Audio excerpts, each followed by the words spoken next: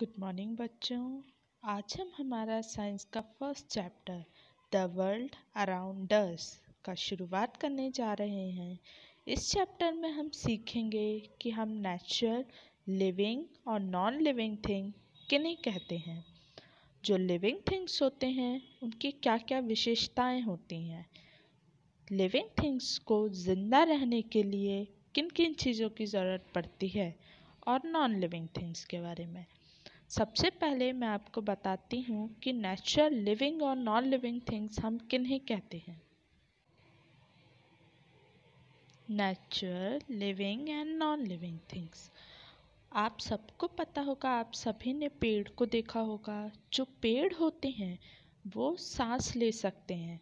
आपने आपकी मम्मी को देखा होगा, मम्मी चल सकती हैं, पापा हमारे चल सकते हैं। क्या आपने कभी पत्थर को देखा है? पत्थर कहीं अपने आप जा सकता है क्या? पत्थर तभी अपनी जगह से हिल सकता है जब हम उसे हिलाएं या हम उसे पैर से मारें। तो लिविंग थिंग हम किन्हें कहते हैं? लिविंग थिंग हम उन्हें कहते हैं वह चीज़ जो सांस ले सकती हो, जो अपनी जगह से हिल सकती हो, उन चीज़ों को हम लिविंग थिंग कहते हैं। जैसे पेड़ हो गया, पेड़ भी सांस ले सकता है। बर्ड्स हो गए, बर्ड्स भी सांस ले सकते हैं, बर्ड्स इस पेड़ से दूसरे पेड़ जा सकते हैं। इन सब को हम लिविंग थिंग्स बोलते हैं। और नॉन लिविंग थिंग्स हम किन्हें बोलते हैं? नॉन लिविंग थिंग्स हम उन्हें बोलते हैं जो कि ना अपनी जगह से हिल सकते हैं और ना ही सांस ले सकते हैं। जैसे कि पत्थर, पत्थर कभी अपनी जगह से नहीं हिलता है। जैसे कि बिल्डिंग्स, आपका घर आपने देखा है ना। ऐसा तो नहीं है आप रात में सो रहे हो, घर यहाँ पे और सुबह कहीं और पहुँच गया घर। नहीं, घर जो है वो एक नॉन लिविंग थिंग है, तो वो अपनी जगह से नहीं जा सकता है। आइए हम इस चैप्टर की शुरुआत करते हैं। One day evening John and Sam go to the park with Tom and his uncle. John said, "Hey Tom, look at that plant. It has grown taller." John ने क्या बोला कि टॉम, उस प्लांट को देखो, वो कितना बड़ा हो गया है। इस पर टॉम ने बोला, "Yes, last week it was smaller than that stone, but why hasn't that stone grown up?" Tom ने क्या बोला? टॉम ने बोला कि हाँ, जब हम पिछली बार आए थे तो ये जो पेड़ है वो एक स्टोन से, एक पत्थर से भी छोटा था, पर अब तो ये बड़ा हो गया। लेकिन पत्थर पत्थर तो वैसे ही है, पत्थर तो नहीं बढ़ा। अंकल ने बोला, because it was a non living thing and plant is a living thing. क्या बोला अंकल ने?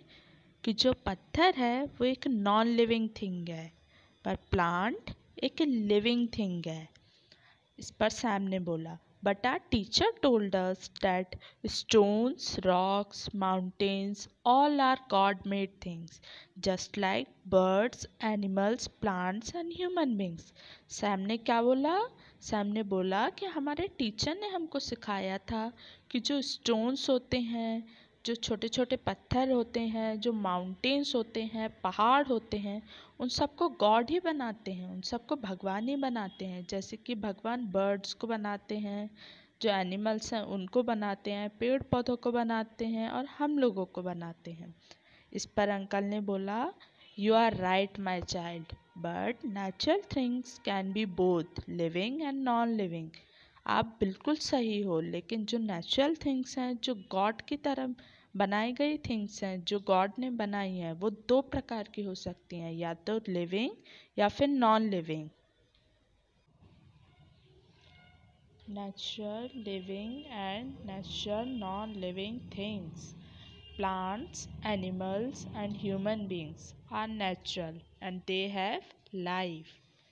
These are called natural living things. Natural living things हम किन्हें कहते हैं?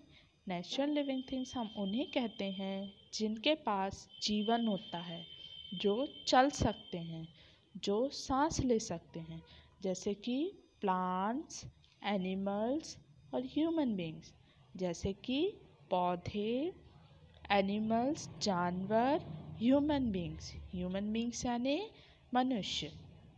Mountains, rivers, sand, sun, moon and water are also natural but they are non living things. जो mountains हैं, जो पहाड़ हैं, नदी हैं, सैंड है, रेत है, सूरज है, ये सब भी नेचुरल होते हैं। इन सबको भी गॉड ने ही बनाया है, लेकिन इनमें जीवन नहीं होता है। They have no life. इनमें जीवन नहीं होता है, इसलिए हम इन्हें नॉन लिविंग थिंग्स बोलते हैं।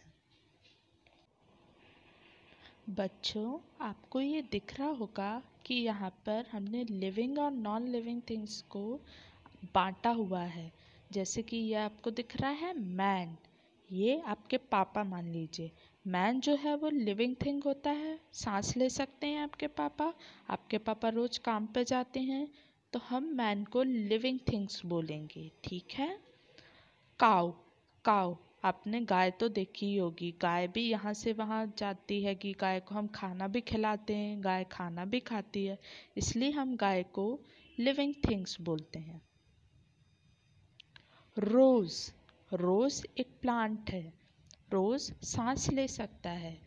रोज़ में पत्तियाँ होती हैं। रोज़, जैसे रोज़ की पत्तियाँ गिरती हैं, हम उसी से एक नया प्लांट भी बना सकते हैं। रोज़ को हम कैसे नया प्लांट बना सकते हैं?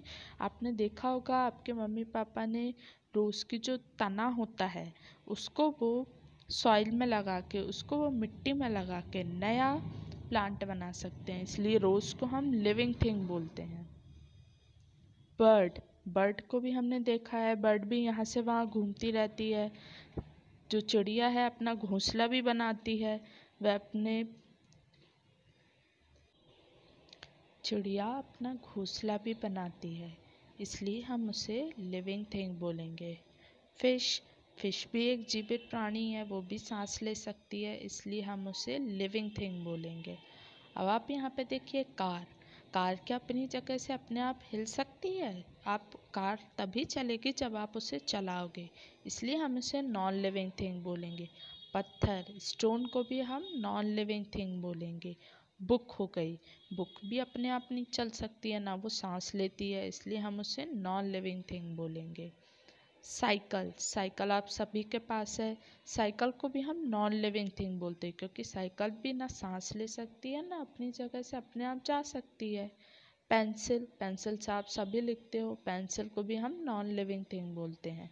फ्लावर पॉट, जो गमला होता है वह भी अपने आप अपनी जगह से नहीं हिल सकता, इसलिए हम उसे नॉन लिविंग थिंग बोलते हैं। फीचर्स ऑफ लिविंग थिंग्स, जो लिविंग थिंग्स होते हैं उनकी क्या क्या खासियत होती हैं, आज हम लोग ये देखते हैं। All living things reproduce their own kind. आपने देखा होगा बिल्ली, बिल्ली के भी छोटे छोटे बच्चे होते हैं। हमारी मम्मी, मम्मी से भी हम पैदा हुए हैं। तो जो सारे लिविंग थिंग्स होते हैं वो अपने बच्चे को प्रोड्यूस करते हैं, अपने बच्चे बनाते हैं।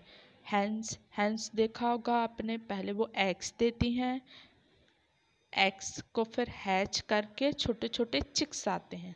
पहले वो एग्स देती हैं, एग्स कुछ महीनों तक रुकते हैं, उसके बाद उससे वो छोटे छोटे चूजे पैदा होते हैं। Cats give birth to kittens, जो कैट्स हैं वो किटन्स छोटी छोटी बिल्लियों को जन्म देती हैं। A mother gives birth to a baby, आप भी, आपकी जो मम्मी है उनने आपको जन्म दिया है, इसलिए a mother gives birth to a baby, आप एक बेबी हो और आपकी मम्मी ने आपको जन्म दिया है। A mango seed grows into a mango tree, जो मैंगो का ट्री होता है, आम में हम सब ने आम खाया है, उसके अंदर जो गुठली होती है उसी गुठली से एक बड़ा पेड़ बनता है।